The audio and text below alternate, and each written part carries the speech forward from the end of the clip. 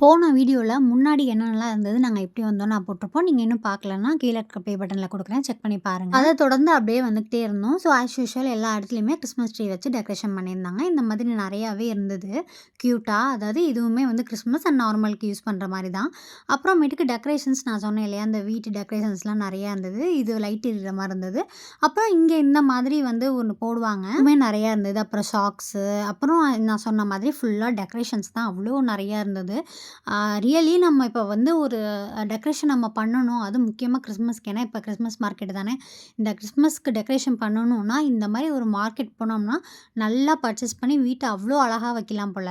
எனக்கு அங்க போனதுக்கப்புறம் தான் தெரிஞ்சது, இவ்ளோ டெக்கரேஷன்ஸ் இருக்கா? இதெல்லாம் நம்ம வாங்கி போடலாமா? அப்படின்னு சொல்லி.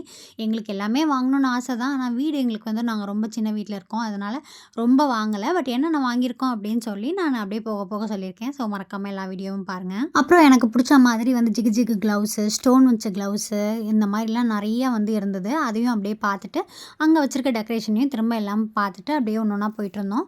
அடுத்து வந்து இந்த செயினு, தோடு அந்த மாரி நெறையா இருந்தது. டிஃப்ரெண்ட்டா இருக்கு. இது பாருங்க ஷூவு. நான் கூட ஃபர்ஸ்ட்டு வேற ஏதோன்னு நெனச்சேன்.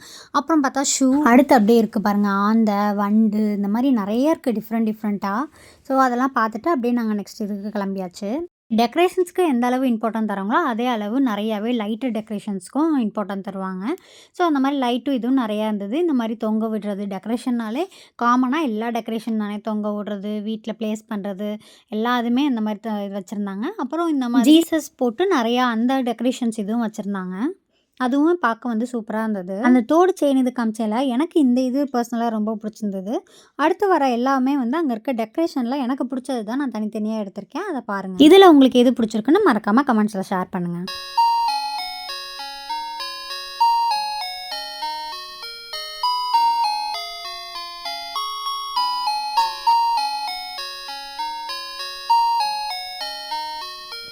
அப்புறமேட்டுக்கு அகைன் ஆஸ் யூசுவல் நெறைய டெக்கரேஷன் இருந்தது. இந்த மாதிரி தொங்க விடுறது மாதிரி நெறையா டிசைனா இருந்தது. எனக்கு இது ரொம்ப பிடிச்சிருந்தது.